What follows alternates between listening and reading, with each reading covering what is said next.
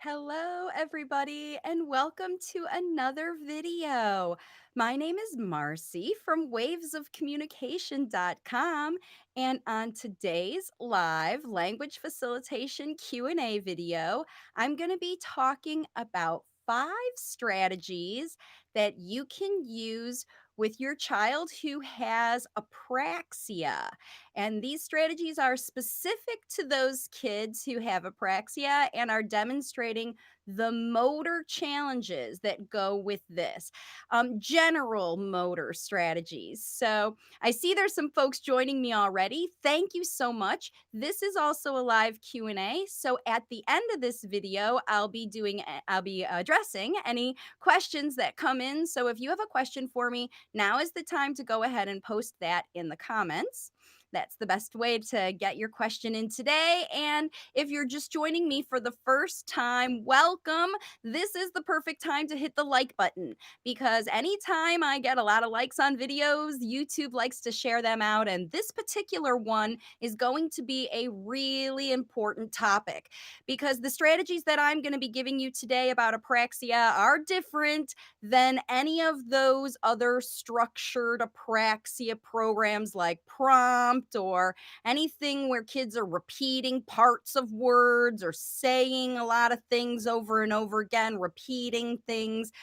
All of that is going out the window with these strategies. This is language facilitation, where we equip and empower kids to use their own abilities, the current abilities that they have right now, to use for communication and mold those abilities that they have into spoken language. Now, for the kids that we're talking about here, these are kids with what I would call true apraxia. I have done other videos about this early childhood apraxia, this thing that can be identified in little kids that are 3 or 4 years old and under. And that's not what I'm talking about here. When I'm talking about apraxia, I am talking about a child who has other motor challenges, motor coordination with their whole body, where it's very obvious that there is a motor coordination issue going on in their brain because these kids have trouble holding a spoon to eat. They're always late walkers. They're kids who have trouble eating. They may or may not. Each one of these, they are random with apraxia. They're different for every child, but always the one thing to identify a true apraxia is a motor issue that's going on outside of just talking. It is very, very rare for a child to have only a verbal apraxia where they have fabulous fine motor skills and they can run and they can climb and they can do all kinds of wonderful motor things, and it's just talking. If that's what's going on in your life, then it's not apraxia that is your problem. And in these strategies will help you. But when you have a child who has these other motor issues, when they are truly having trouble with coordination of their fine motor skills, their walking, their everything, those things can get in the way of language development because it's all about what your child is motivated to be doing functionally with their life. And they're always more motivated to get around, get things, do things, manage things, manipulate things than they are to talk because they can use their bodies to communicate non-verbally. And all kids with physiological problems where their motor systems are involved, motor coordination. They have trouble with, like I said, all those things. It can be anywhere from fine motor things where they don't hold a spoon or a pencil or things like that going well, all the way up to kids who are struggling, riding bikes, gross motor kinds of things, climbing, swinging, those kinds of issues. I have families in my program that are kind of all along the spectrum of this, but there are definite differences between those kids that have motor challenges that are the root cause of their late talking, the kids I'm talking about now, kids with apraxia, versus kids with an auditory processing problem, which is the vast majority of kids. This population of kids who are apraxic over 4 years old, older than 4 years old, having gross motor and or fine motor issues at the same time. That's who we're talking about here. So I hope you folks know the differences. Now, it's important that with these strategies, we're understanding that there is a big mindset that goes with this problem of not being able to move your body the way you want to move it, which is what apraxia is. I want to do this thing, but my body's not cooperating with my mind. That's what's going on. So, what we're going to do with these 5 tips, first of all, I wanted to explain who we're talking about: kids with true apraxia that have multiple motor challenges, right? Now, listen, we're also talking about kids over 4 years old and kids who can sit and pay attention with you, that they will sit and listen to a story. They will cooperate and do things with you as long as they feel comfortable and happy. These are not the kids that will not sit for 30 seconds. They won't pay attention to you at all. They're so busy. They're not regulated. That's a different population of kids, okay? That's why, and many of those kids who have really poor attention, the little ones, the ones under 4, that have poor attention, won't sit with their parents, will not imitate anything that anybody does. Often those kids are labeled as apraxic, and that's not the same. These strategies will not be as effective for those kids because these strategies require a child to take effort in changing their own mindset. Because part of what happens when we have a physiological problem that we believe we can't do anything about is we fall into a victim mentality. I can't, I won't, I'm never gonna. And you may have even been told as a parent of a child who has been labeled with this apraxia that you may never hear talking. Your child can't do it, won't be able to. That kind of programming has been heard, probably, especially if your child is over 4 years old and still not using spoken language.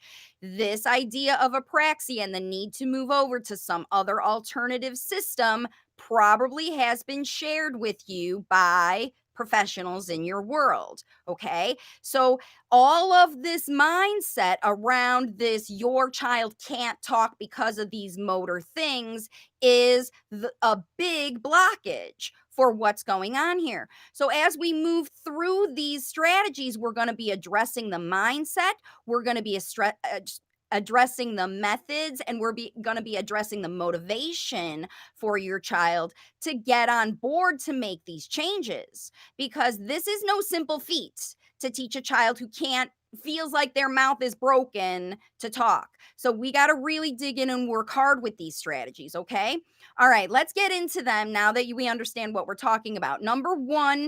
The number one strategy is that you are going to empathize with your child, empathize with their struggle, and this empathy will also help them shift their mindset and your mindset from this struggle, inability, worry for the future, maybe it'll never happen, to a mindset of hope and planning to take action for your future, because that is what is necessary to get out of this mindset. If your child is already over 4 years old and still not talking yet, then you may have had a lot of this other programming, and we need some strategies to get this mindset turned around. So, the first one I have, the first bit about this, is that you have to understand what your child is going through from their perspective. They do absolutely know what they want to say. They even know, maybe even know the words they want to say,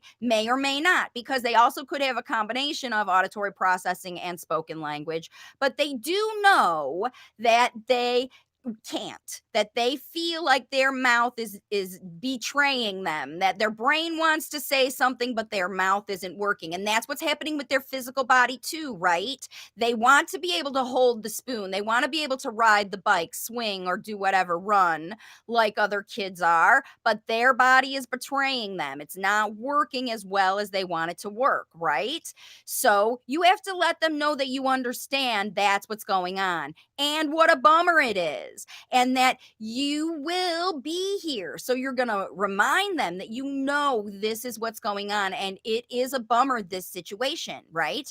And The second part about this is that you want to use speech to communicate. They want to use speech to communicate. That's something else that you have to confirm with your child, because they may have given up on talking altogether.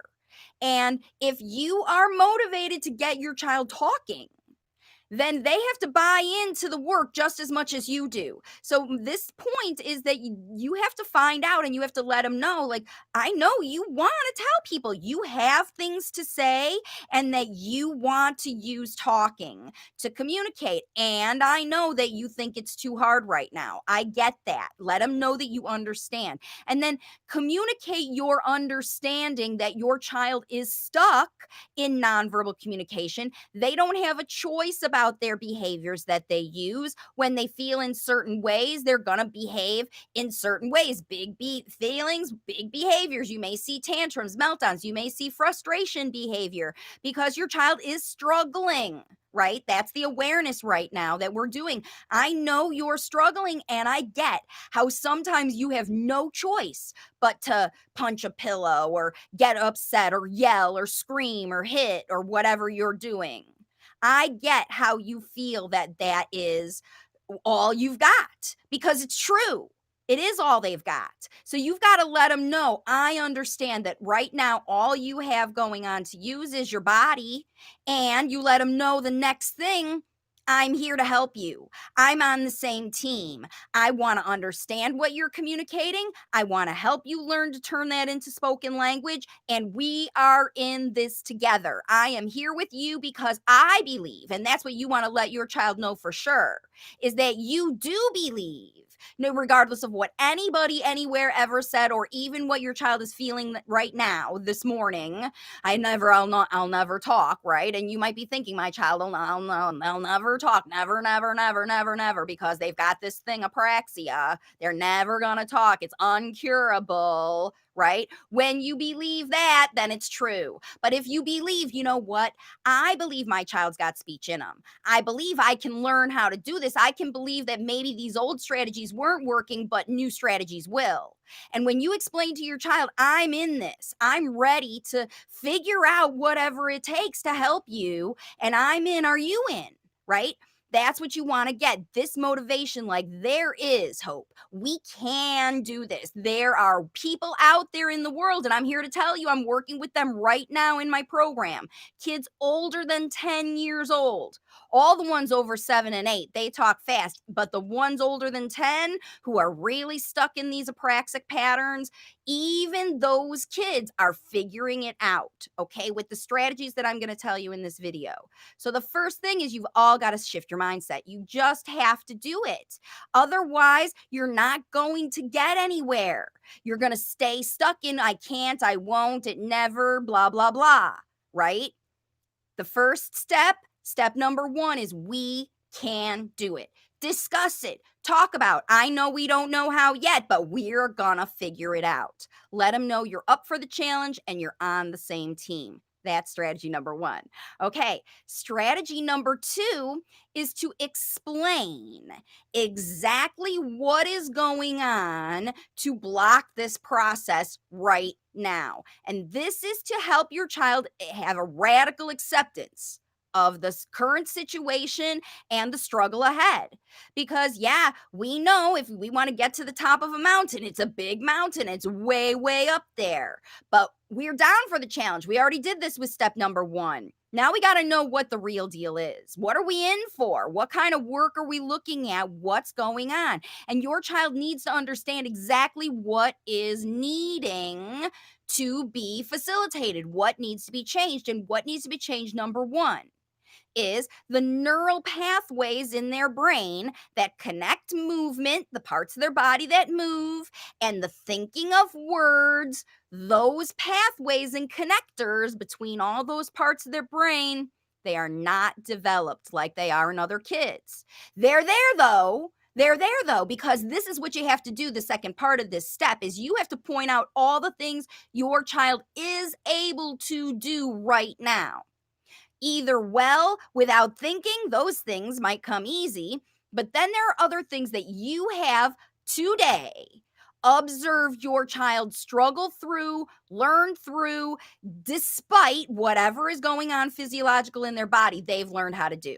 They've learned how to eat better, walk better, um, who knows? Communicate better, probably even a lot of their ways. They have improved, even with this massive apraxia that they've got going on in their life, this big, big problem. It's not so big anymore when you see, you know what? We've already done things to overcome this stuff. We have improved functional things in your life, not the you went from 20% accuracy to 50% or accuracy saying the A sound, because that's not functional and what your child cares about. Talk about functional things in their life. What have they learned to do now that they couldn't do when they were a baby? Right? What are they a big kid about? How are they evolving? And you have to point it out very specifically with these two areas of their brain, because the two areas that are not connecting are the language, communication, memory, listening, understanding, and the motor part that actually communicates it to their mouth to help it come out the right way. That's what's not connecting. Okay. The pathways are there because from a language perspective, what has your child done? Have they ever said sounds or words? Have you heard pop-up stuff? Can they scream anytime they want to, right? Can they laugh anytime they're tickled? When do you hear language coming out? And how good is your child at nonverbal communication? Are they good with gestures? And you can get all grandmas to do everything for you. How do you do that, right? This is communication, nonverbal language, verbal language. You point out all the stuff your child has developed and they're already good. So you say, look, we got this far. All we have to do is keep taking step by steps to get farther from here. And that's why, again, we're talking about a child who can understand that they've got a struggle ahead of them. And they're on board with you. They're not just waiting for you to teach them stuff or drag them along. They're along with you on the process, doing their part to help, because I promise you can't change their brain for them.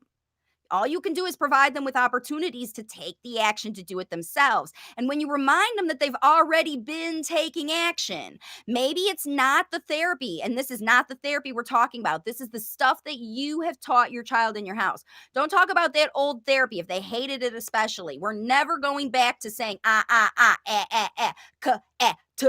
None of that anymore. None. It's natural language that comes out of your child. We're never going to pull out words anymore. And remind your child, this new work is not that, because that stuff doesn't fix what's going on in your brain. Your brain doesn't like to communicate very well between the language part and the word part. And we got to get that communication going. And you already figured out how to scream, how to say mama, mama, how to do whatever they're able to do. And from a motor perspective, remember when you couldn't even walk and now you're doing whatever, because it probably took your kid months and months to learn to walk when other kids learned in weeks, right? So you saw your child struggle from however they got around in the first place to however they're getting around now. And look how you improved. You're so smart. You can do this. And when you try hard, just like you did to learn to do these things that I'm pointing out for you, when you continue to try hard like that, we can get this talking thing happening. And then when you point out exactly what's wrong and exactly how to do it, then you move into step 3 and you say, guess what? I know what we've got to do because I watched this video with Marcy right now, right? And that's what we're going to talk about now, is the easy strategies that you have to use to get your child on board, because this step 3 is you're going to talk about the strategies that they need to focus on. Where does their brain need to focus to make the changes needed that will end up in spoken language? And here they are. And this is how, by the way, you are equipping your child with information about the work they have to do. So they get focused. I want to be a talker. I got to do these jobs. What is my job? What do I have to do? Right? You're going to be providing opportunities, but your child doesn't know what they have to do. Before, they used to think they had to say, right? Now you're going to tell them they got something else to do. And guess what? It's so much easier than all that other stuff. Here's what we got to do. Number one, for the motor part, because we've got to build both of those parts and help them communicate together. So we're going to be doing things and talking at the same time. Okay. So we're always going to be moving and talking at the same time. That's number one. Tell your child, we're going to be moving, we're going to be talking.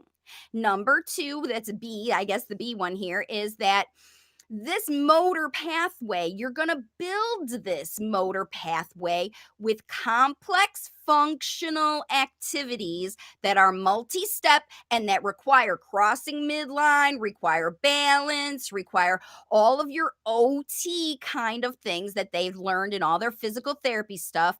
This is how you're encouraging your child. You got to use the balance board thing you did at OT and the strength exercises you did at PT, and we're going to use those things to do real jobs in our house, like gardening, where you've got to dig, like riding a bike, where you've got to balance, like helping me cook and reaching things in the top, like painting the house, doing functional gross motor things. That is actually going to help you with both your body movement and your talking. Because remember, these are all functional activities you're going to be doing with your child. So while you're painting the house or riding a bicycle, learning how to do those things properly, following directions, using the right materials the right way, and using yourself as examples, right?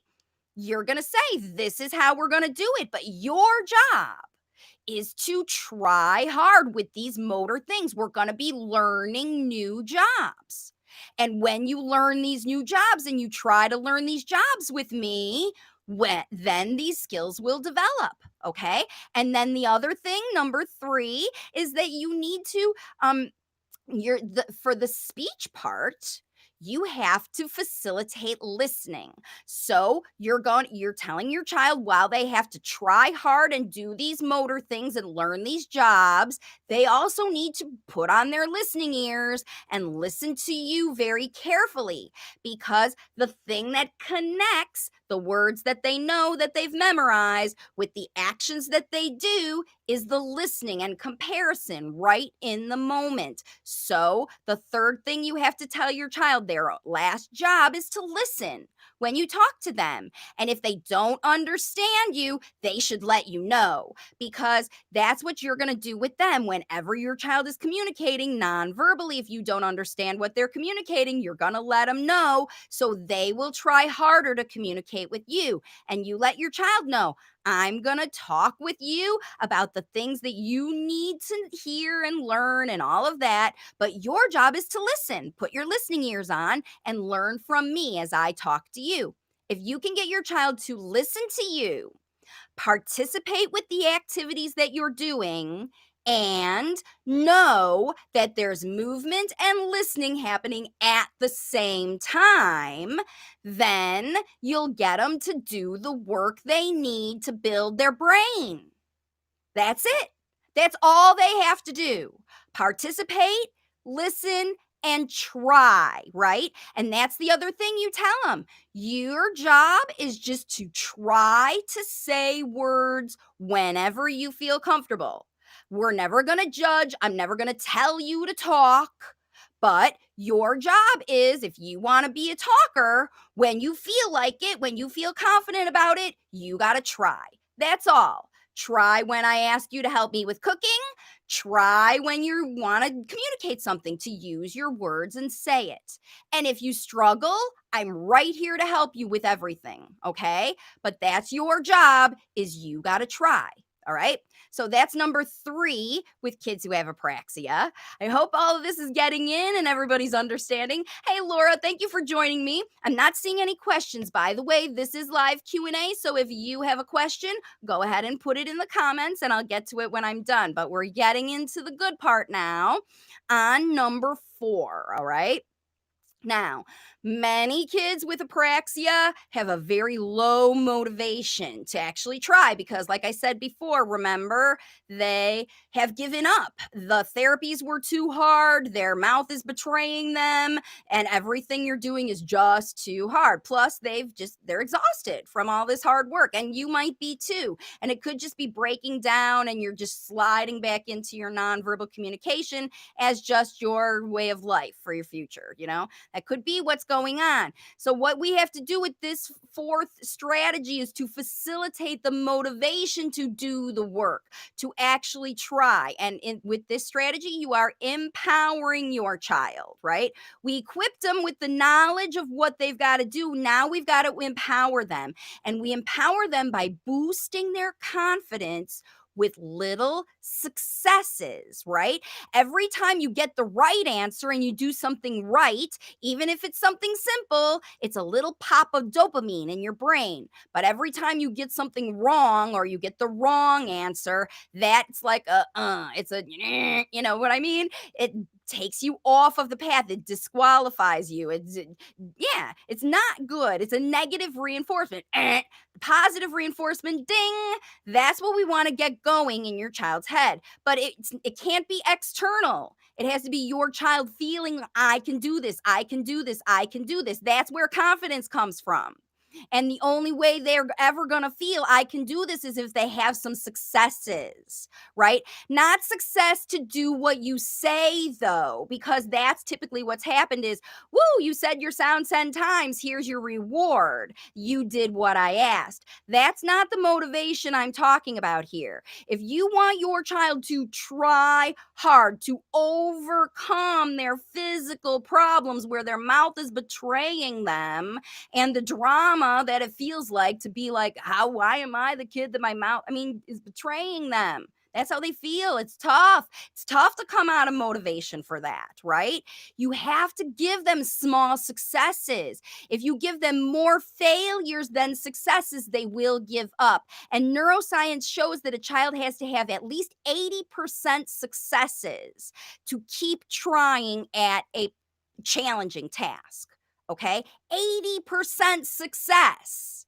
So if you think about the data that your kid is getting on their whatever they've been doing, and they're less than 80% in every single session they're doing, they're not learning anything. They're literally just trudging through like you're walking through snow or getting through your day as a factory worker, doing the stuff that you had to do till the session's over and you can either get a break or you can get out of here. And if you have to reward your child with a break, tell you what, they hate the work. Okay. And you can't motivate your child with work that they hate. If it isn't fun, it isn't fun. Okay. Especially for a child who's between 4 and 20 who has apraxia. Life is hard for those kids. It's tough to live that life. You have to get them motivated, not just to get through the day, which is what they're doing right now, but motivated to get out of this problem so they don't have these struggles in the future, right? When you learn to talk, it'll be easier in life. So we have to give your child something that they can be successful with. And it starts with, okay, number one, you have to remind them that you know that previously the things that people told them to do, they failed at. And it was too hard. It was the wrong stuff. And we made a mistake by trying that stuff. Admit to the fact that the past was not what was right. Because when you make your child understand that you all made mistakes and you need to take a new path, they're going to have a sense of relief because they're going to see this new motivation. Come on, we're going to work hard. And they're going to think we're going back to more of the same because that's all they know. They don't know that the new thing you're doing is different.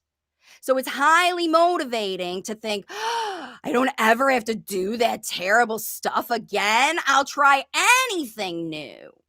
And that's highly motivating for a kid who has struggled, right? So that's the first thing you have to do is you have to let them know that these strategies are going to be so easy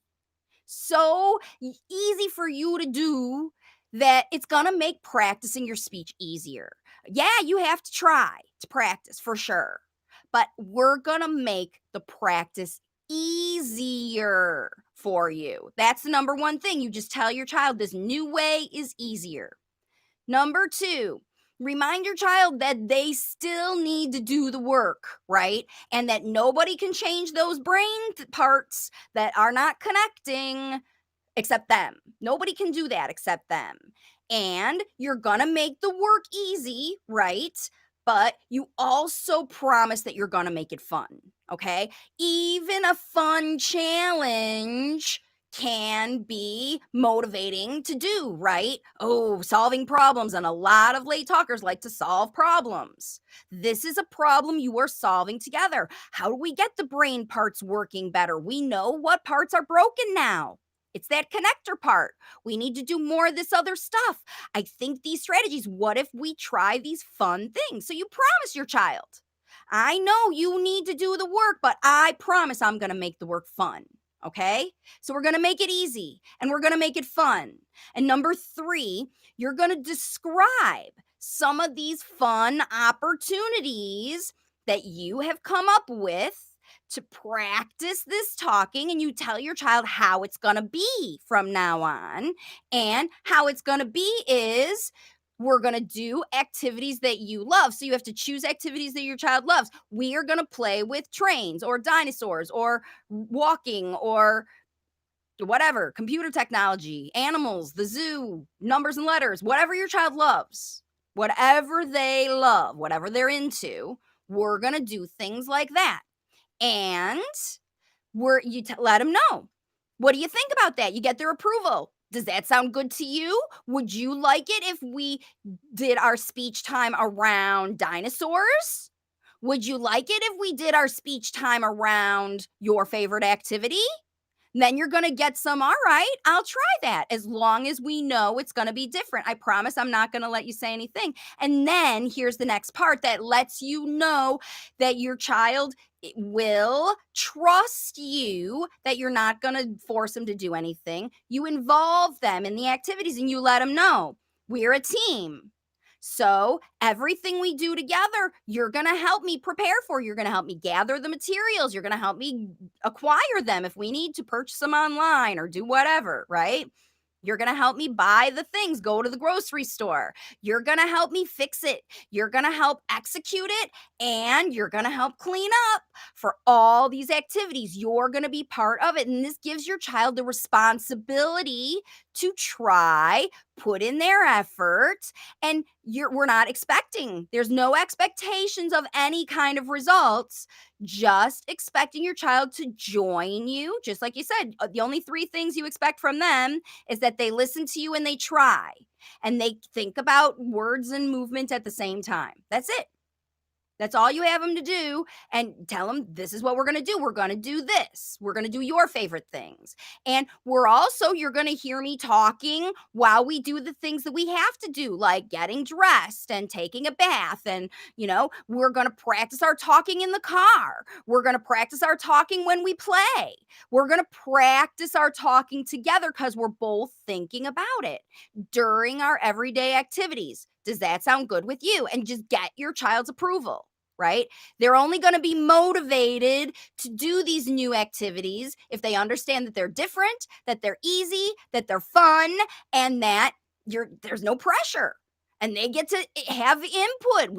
I get to choose which things we use. I get to choose how we do it, right? During the activities, you'll modify all those things with your child, but giving them responsibility to be part of that execution is very important in this process because we need to give the responsibility to work to your child. You can't fix their brain for them. We got to get them on board. This motivation is key. If you don't have this step 4, you're not going to get it. Get your child to acknowledge with you, this looks fun, ready to do this. Every single activity that you present, not just like we're going to do this and this and this, and you never have this discussion again. You have this discussion every single time you present this activity and involve your child in it. Guess what? This is a talking time opportunity. We're going to practice our talking right now. Okay. Then number 5 is where you're going to offer your coaching services, right? We've told your child all you need to do is listen to me. All you need to do is follow these directions. It's very much like what I do with all of you. I provide all these strategies. I let you know exactly how to figure out what's going on. You got to come up with these strategies, do them on your own, and get out there and try it. Your child's going to be, if they know, their job is to listen and try when people ask them, try to talk whenever they feel like it, but they're going to keep trying, and you're going to keep providing them with motivating opportunities to try to talk, right? Then you want to say to them, I'm here to help you. Okay.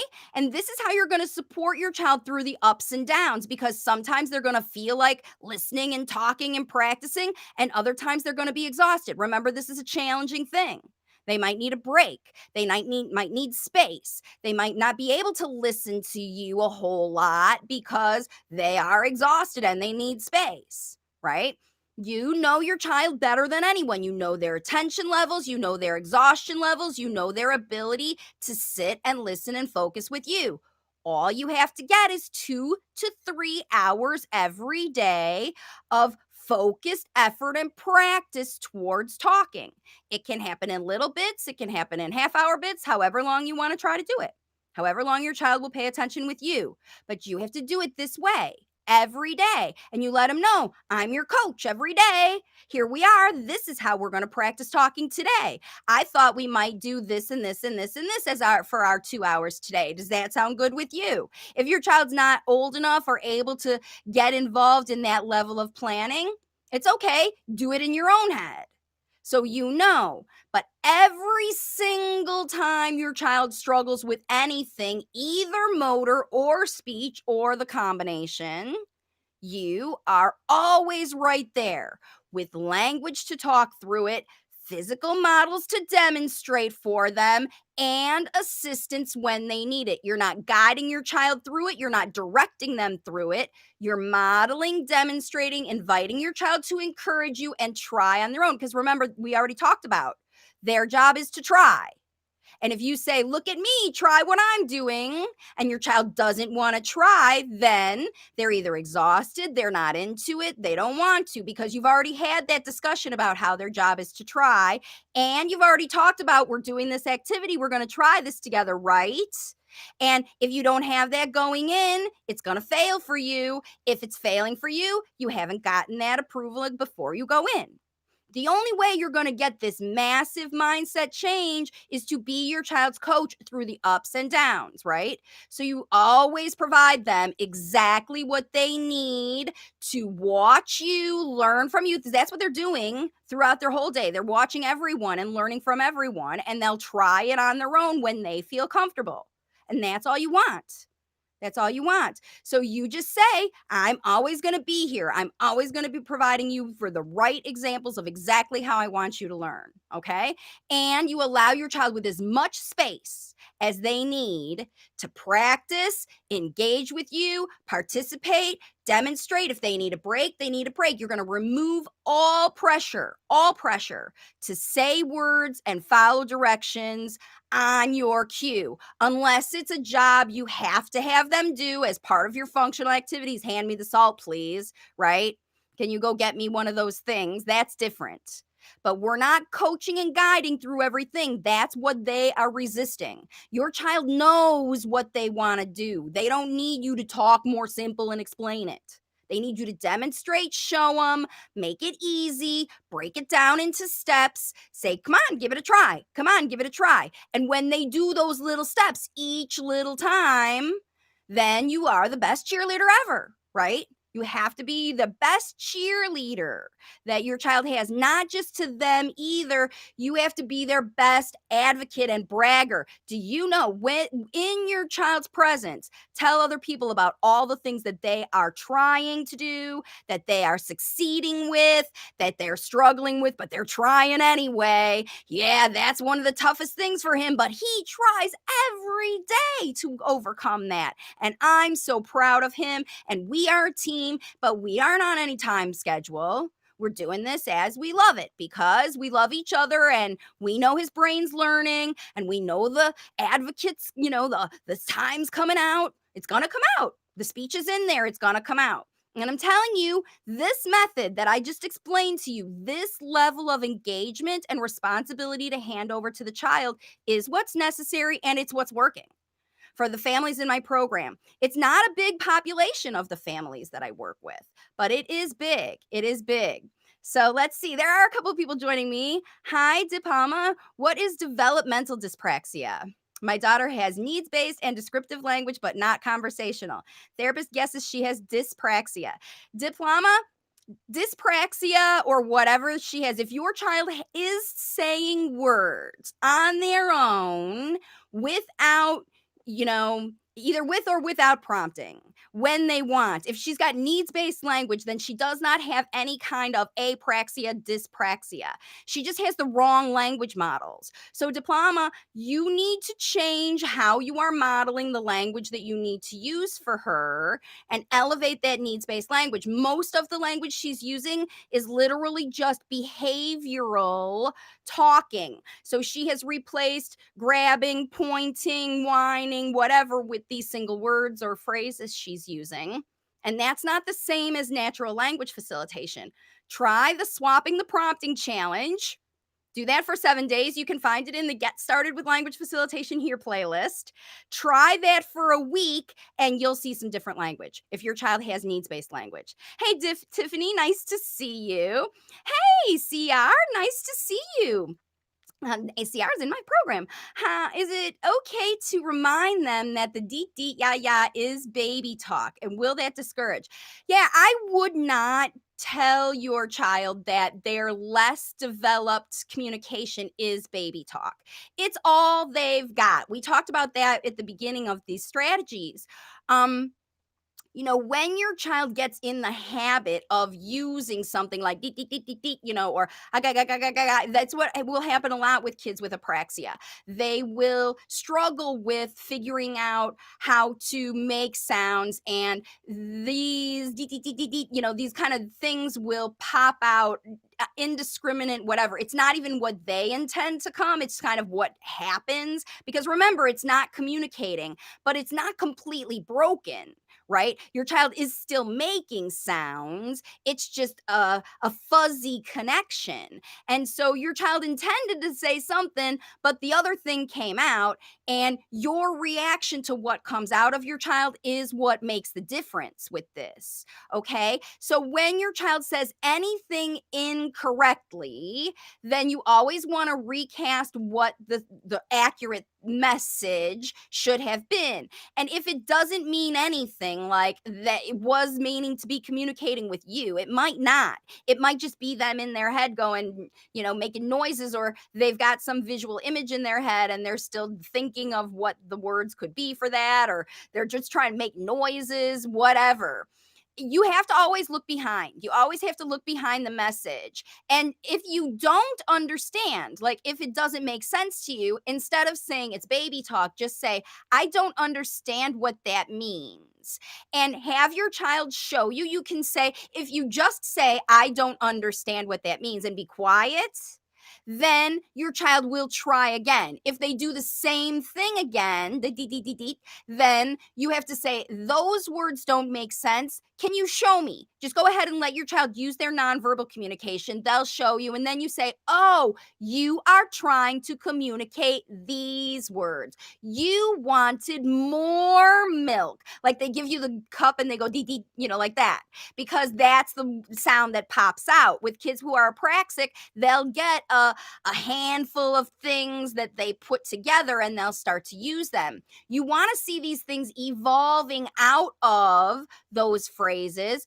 And if you respond to those phrases when they hand you the thing and say, deet, deet, and you say, oh, you want more milk, and you pour more milk, then they're going to keep using them, because they know you know how to read their mind. You're still guessing if you don't get your child to take the extra effort to show you physically. It's very important that they make the effort to convey this message to you, because unless they're making the effort to tell you the exact thing they want, put their hand on it, tell you exactly what it is, like banging the cabinet isn't enough. That you still have to guess what they want inside the thing. They have to make the effort to communicate the whole message to you. Then you can give them the appropriate answers. As long as you keep guessing, especially a child with apraxia, they get imposter syndrome. I can't do it. I can't talk. I need. And as long as you show them that you're willing to guess what they want by interpreting their nonverbal limited verbal stuff, they'll keep right on doing it. That's why these strategies of empowering your child to take their own role and try to say words better is the most important about what's going on. And unless they try, they're not going to develop it. So hopefully that will happen. Let's see. Laura says, "What are your thoughts on selective mutism?" Well, selective mutism is a confidence issue. Apraxia is also a confidence issue. If a child feels like that they're not able to say words, they might not try. They might not want to try. And it always happens when a child feels like they're going to be judged. So that's why this strategy of making sure that it's important that you have no pressure on your child and no judgment. And when they try to talk, you celebrate what they try. Wow, you are trying to say something, but I just don't understand those words. You're still learning. Remember, I know that that brain part is trying to coordinate, and sometimes you make mistakes, but that's okay. We're going to figure it out. I know you're trying. I know you're trying with me. So let's figure out what this means. And then when you figure it out, it's like literally opening the treasure box. Oh, it means this. Now I understand. You're trying to communicate that you wanted the blue cup and not the yellow cup. Now I get it. And you're going to see the relief go over your kid, because yes, you understood. Yes, you figured it out because they showed you, but they tried, right? And that when they try and you get it, you'll see them release. You'll see them release. Okay. All right. So diploma. What is developmental dyspraxia? We talked about that. Needs based. And Candace, let's see. Let's see. Anupama. Hi, nice to see you. Can you give me some tips for hearing loss children? My child is using cochlear implant in one ear and hearing aid in the other. He's now 3 years. How to encourage them to speak? It's just like every other child. As long as your child can hear you, if hearing has been an issue and they don't hear well, you have to give them lots of cues to look at your face, and you facilitate language just like all the other kids. Hearing loss is another challenge, just like physiological apraxia is a challenge that your child has to overcome. You can go through this same process. I know hearing is not your best strong suit, but we have your cool cochlear implant, we have your cool hearing aid. Probably with those devices, your child can hear well enough to use some talking. And then you have to teach your child to be a good listener and look at your mouth. And just like any other child with hearing impairment, language facilitation works brilliantly, but you have to provide the right words the right way at the right time so that your child will watch, listen, learn, process, and give those neural pathways a practice run. How does it go? Oh, this time. And each time they practice and go through the process of looking, understanding, listening, understanding, turning it into language, trying to say words.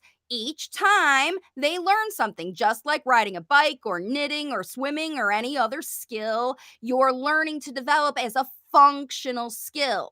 This is how I talk. This is how I walk. This is how I swim. This is how I go to the bathroom. Everything is a process for your child as far as this communication. Communication is a very complex process. They have to hear and see a lot of humans talking 2 to 3 hours every single day, and they'll pick it up. If your child is not picking it up, that means they're not paying attention, they're not looking, they're not listening, they're not engaging, they're in their own world, and they're not benefiting from all the things that are around them. That is the only way for any child to transfer into being a talker. That's the only way. The only way.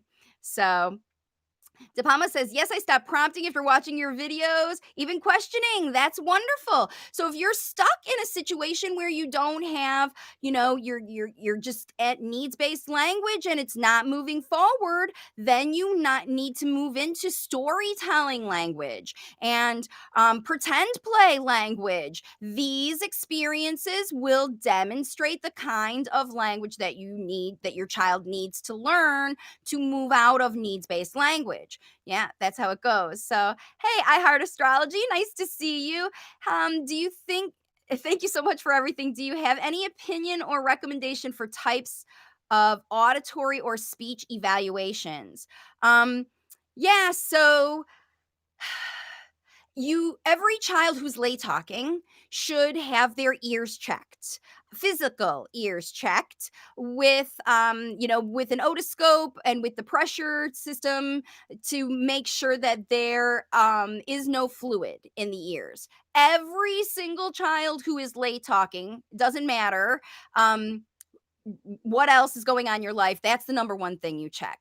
And then if those ears are clear, then or once those ears are clear, because it could be that you find that there's problems and then you have to take care of ear fluid.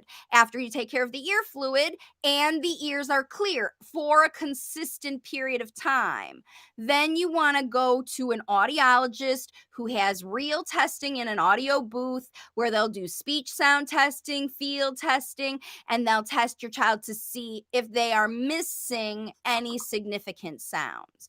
That's the only recommendation I have. As far as speech evaluations, there is no standardized speech evaluation that can tell a parent anything you need to know to facilitate language. Those tests are designed for therapists to get baseline measures so that they can show that their therapy is improving or not. That's the only reason those testings are done. So, yeah. So, you had the basic checks and no fluid or infections, but got a prescription for further evaluation. So, in almost 3. Yeah. So, that it's always good, if the doctor wants to know if the ears are clear and your child's still not responding, the first place to go is always hearing. And it has happened. I've had clients in my history who I have known for months, because it took months to get into the audiology eval, that the child was late talking, and I started working with them, and I thought for sure that they were hearing well enough because the child could understand language well, but was not talking, was not imitating, was not doing stuff.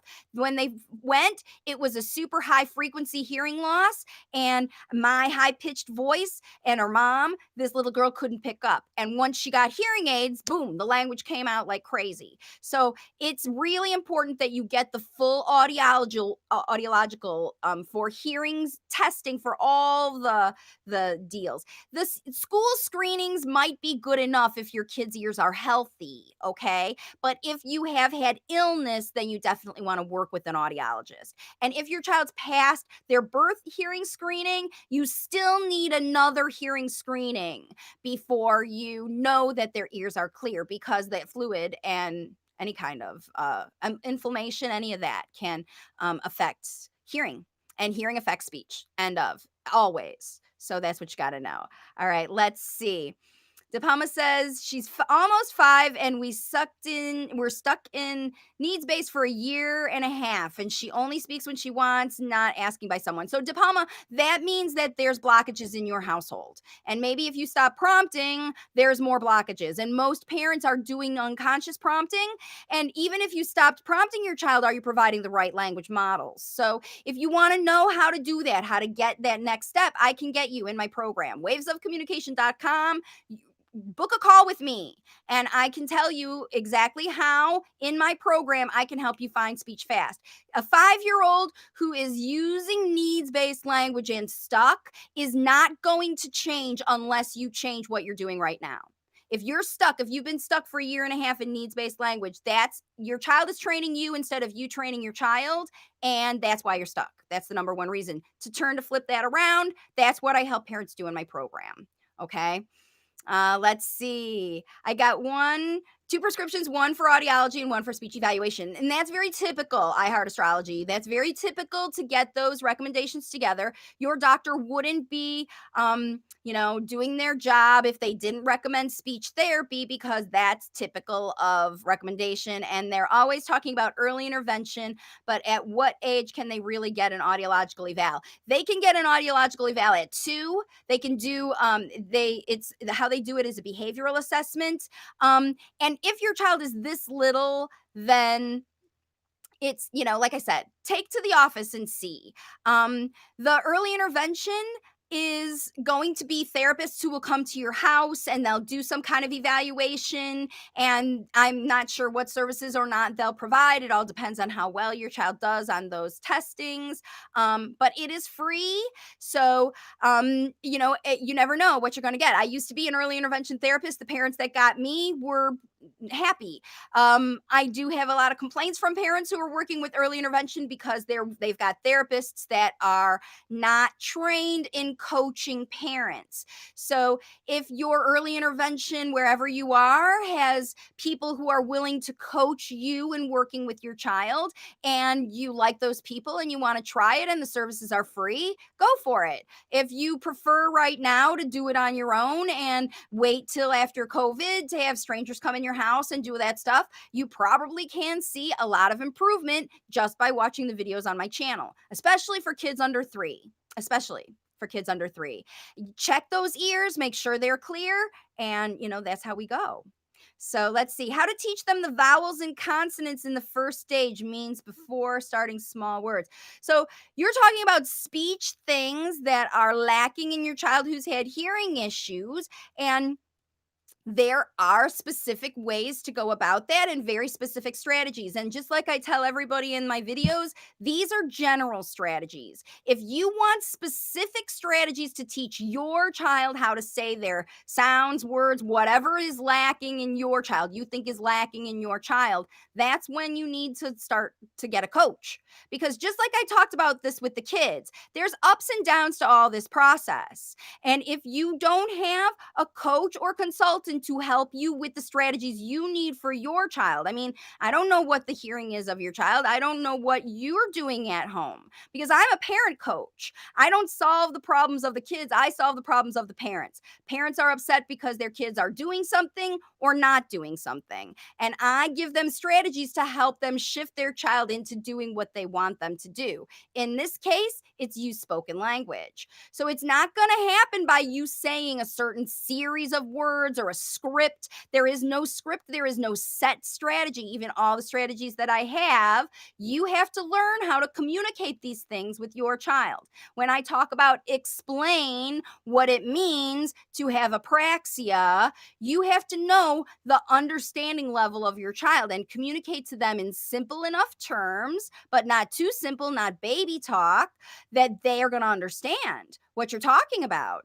Otherwise, you're wasting your breath. It's just like when therapists try to give you, do the XYZ technique and the 1, 2, 3 technique and say these words in a row. And if you're too busy reading a script, you're not in the zone with your child. That's where language facilitation happens. If you want to make the change to those neurological systems in your child's brain, then it's functional. It has to be them doing the effort, taking the effort to make it happen, right? That's how it goes. All right, let's see. I don't want bad intervention. I know your methods are the right way and the best way. So you can always say no. You can always, anytime you're in intervention, I love that idea that you don't want bad intervention. Don't take intervention if you don't think it's good. And iHeart Astrology is right on point there. You're going to get offered lots of options. During the meltdown, we're all having the meltdown, I think. During the pandemic, the systems are broken. Therapists are trying to use the telesessions, they're trying to open clinics, they're trying to do therapy with masks with plastic on them and all this stuff. And if you're smart, you'll learn how to do this yourself. And then at the end, when the world opens up and it's nobody's going to die if your child doesn't start talking tomorrow, but I promise you, if you want your child to start talking at all, You have to take these steps in the right way. If you just wait for things to open or stuff to do or appointments to happen, all the same time you can be doing these, you know? That's how it is. I like to be a guide. Aparna says, thanks. You're a good guide. And that's what I want to be. That's how I like to work. Because when you learn how to do these strategies and become your child's language facilitator, then you know what you're doing. You're not just doing, wait, did I do lesson 2 or 3 or 1 or 2 or in order? Or did she do it? Did I do it? Did you do it? It's not about that. Communication is very individual, and no one can, program a child like a computer. If that was the way, we could just plug in something and say, here's all the skills you know how to do, like the Matrix or something. But that's not how it works. Kids learn functionally. People, humans, learn best when they're doing something, when they're actually getting through the functional activities. So, CR says, Marcy's an awesome coach. Invest in the program if you haven't. It's worth it. Oh, thank you. Yeah, you've been with me now. It's been a while and it's been a long go with your little guy with apraxia, but he is starting. He's starting to engage and do and participate in stuff that we never thought he was capable of. Riding a bike like a champ, making friends in the community. That's what you want for your kiddos, right? Functional stuff where it's not, when's the next speech session and what percentage of times did he say that keyword, stuff. It doesn't work. It doesn't work. If you haven't figured it out by now, if you just started any of that kind of therapy, just tell your therapist no thank you. Tell them you want a break. Tell them you want to wait till the new year. You want to do something. Tell them now that you want to wait till the new year and wait till after COVID and all that stuff. Just tell them you want to wait. Nobody should pressure you. It's not going to happen if you don't do it now. Just tell them you've got something else to do and start taking your own action. That's how it goes. So let's see. I heard astrology. I'm so grateful that in my search for help for my late talking child, you're the first resource I found. Oh, you are lucky. You didn't get stuck with all the hard stuff. I feel so grateful and wish everyone in my position had access to you. Thank you so much. Well, the best way to help out, and if you know anybody, is to share this video or any of my other videos. Share my website. It's easy to remember, wavesofcommunication.com. I always do that with my hand so I can help people remember. Because, these days I can't throw you out a business card to give to your friends. Just tell them. Just tell them go check out the free class. Check out a couple videos. Come join me live. Say hi. And they'll make their own decision, just like you did, to come here and decide that, maybe there's a different way. Maybe there's a better way, a way that you can do it.